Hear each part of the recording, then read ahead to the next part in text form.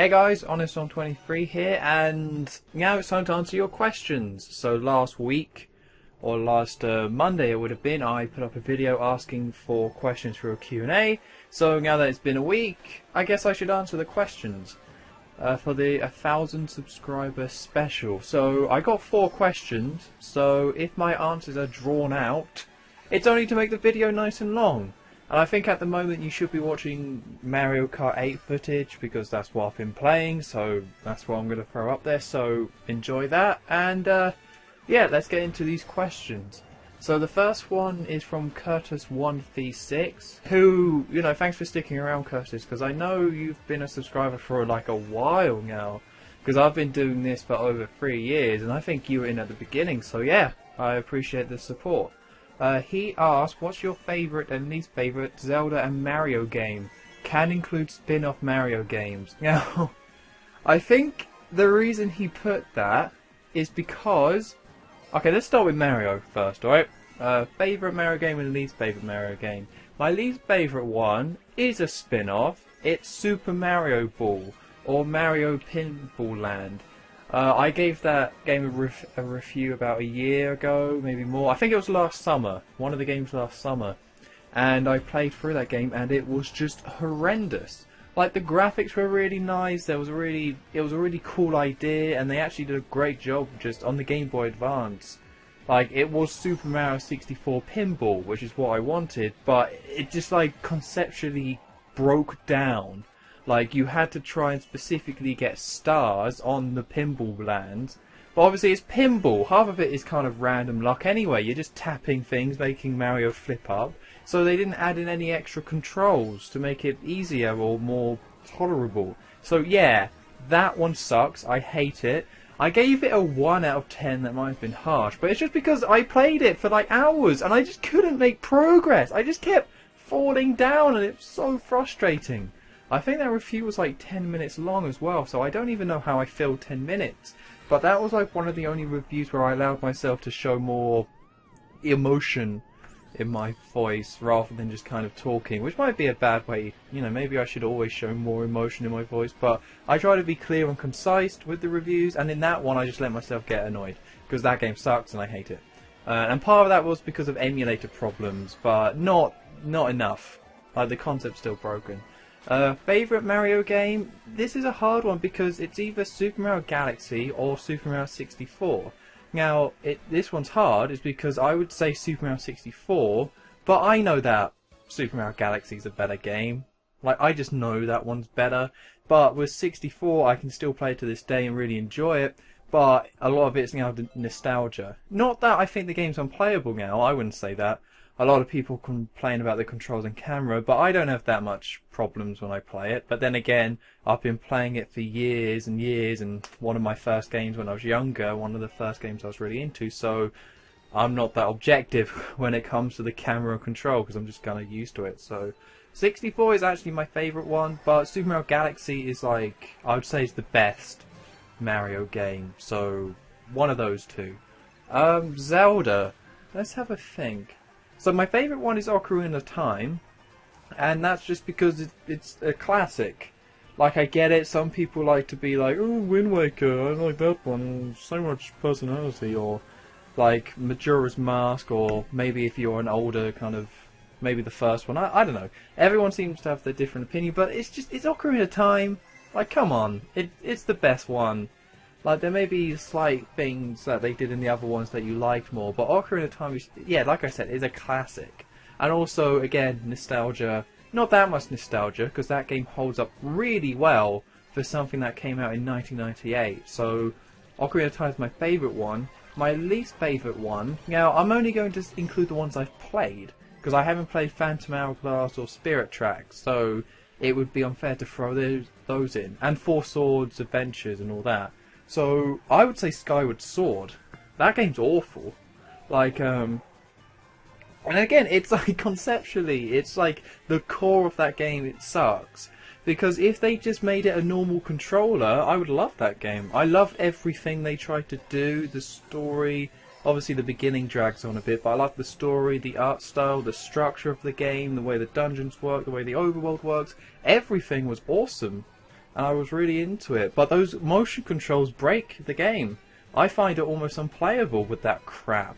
And a big reason why I would say unplayable rather than just not very good is because Zelda puzzles, you know, there's a logic to it, and it's an enjoyable logic to follow through and go through all the different puzzles and figure them out. That's an enjoyable process in Zelda.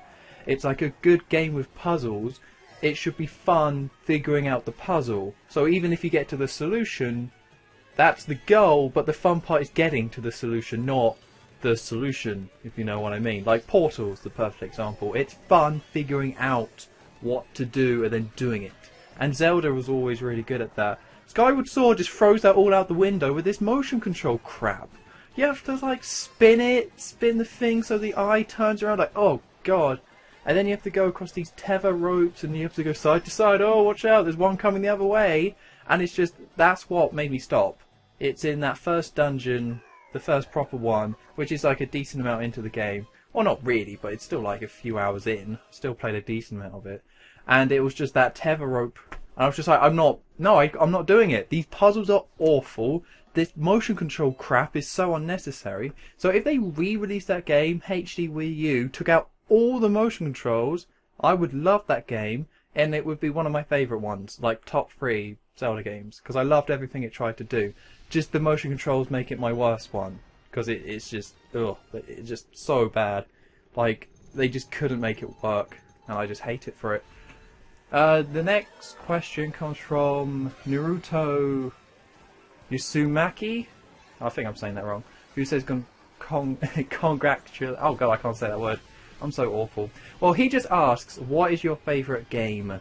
Very good question. I think I have 3, like the top 3, because again, some people have their objective, their favourite game, this is the one that they think is the best and they really enjoy it and is their top game.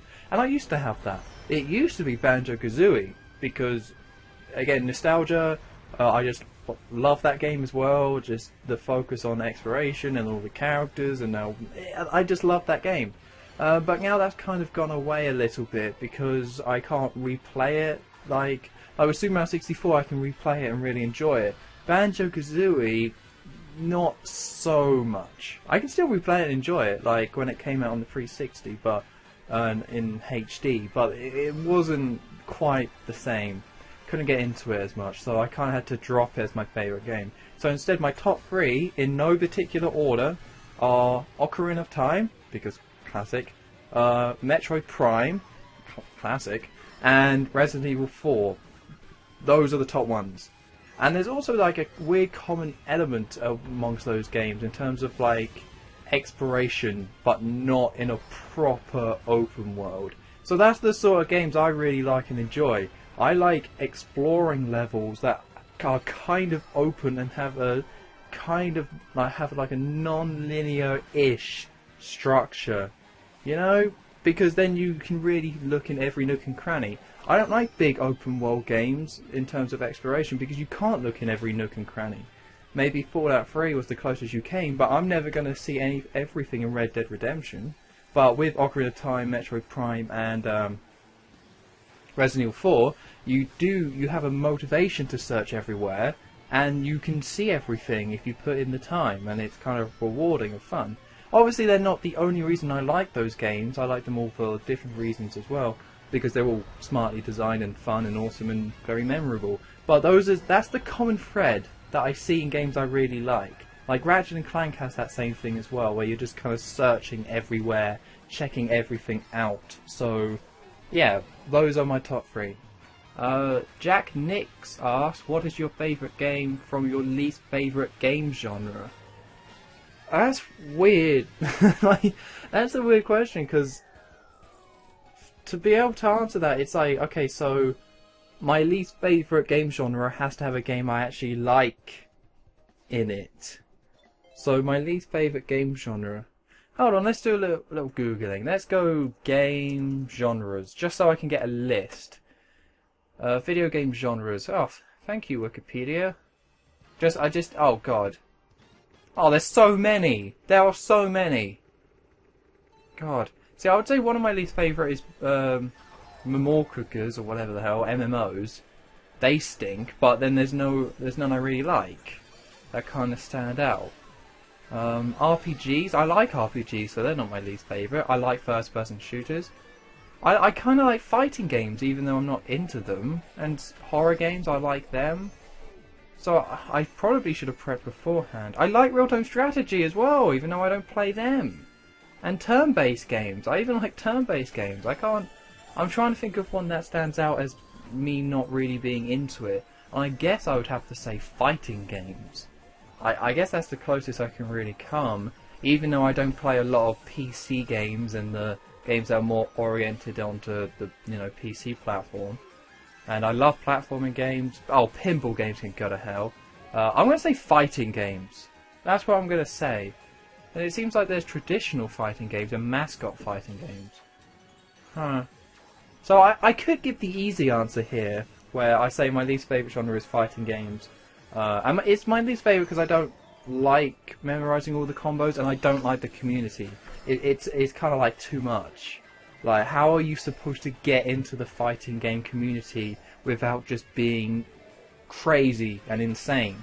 Like, everyone who got into it must have started probably when they were like 10, maybe 8, 10, maybe a little bit older, where they would just obsessively play maybe Street Fighter, and that's how you get into it. But now it's just, I'm 22, what am I meant to do? Just kind of sit down and play Street Fighter, Persona 4? No, I'm not doing that. But one game I did play, I could say Smash Brothers, but I won't. One game I have been playing recently is Mortal Kombat the Reboot, or the 2010 one, or whatever it is. That's a lot of fun. I did actually memorise a few combos, and it's because a mate brought it, and then we played it a bit, and I was like, right, well, I'm going to have to buy this now, because he's beating me, so I need to buy this so I can beat him. And that's exactly what happened. His character was Ermac, and I would pick a Smoke, and Smoke I actually learned the combos. Although a big problem with that game is that the game doesn't teach you combos, it just lets you mess around, which just encourages internet searching, which I think is a really bad part of gaming that's around today, where certain games are designed around searching it on the internet, which is awful. But yeah, so I would say Mortal Kombat, my favourite game in my least favourite genre of fighters. So yeah, so we're already on the last question. Yeah, it was only 4, but that's okay. Happy to answer them. Philippe Fart... such a stupid name. Philippe Fart Rickson. I think that's meant to be Rickson. When I saw that name, it actually did make me laugh as well, when I saw that comment came up. It's like, oh, Philippe Fart Rickson has left a comment. How delightful. He asked, who's your favourite YouTuber? A lot of favourites being asked, but it's fair enough. I don't know, it kind of changes. So when I first started Let's Playing, it was Montagical, but then they kind of went all over the place. They dropped out, and then they came back and wasn't as good. I want to say the Switcher, who our two best friends play, but they put up too many videos now. I can't watch them all. There's just too many. Like, I'm not watching an hour of content from a YouTuber every day. It's completely ridiculous. And they have like 5 different projects going on, and then they do these pointless one-offs. So, a month ago, I would have said The Switcher, two best friends play. They're awesome. I watch every one of those videos and find them really entertaining and great. But now it's like, I don't watch their videos that much anymore. I still listen to their podcasts, but I don't watch their videos as much because it's too much. I just can't get into it. I was watching their Pokemon Nuzlocke LP. I can't watch it because it gets uploaded so irregularly. And then there's Resident Evil 4 that they're doing. Like, it's a mess. That channel is now a mess. So I still really like those guys, but I'm not watching them that much at the moment because it's like, you can have too much of a good thing and you just get like sick of it, as every single person feels about Assassin's Creed and Call of Duty, and they let people know all the time on the internet. So it's that sort of thing where it's like, because it's that weird thing where I want to be able to watch every single video and enjoy every single one in moderation. Like, I want to watch all of them, but if I can't watch all of them, then I find it hard to try and watch any of them. especially when their LPs are kind of all over the place like that, and the one-offs are just a pointless waste of time. So yeah, so I guess I'm gonna just say Game Grumps.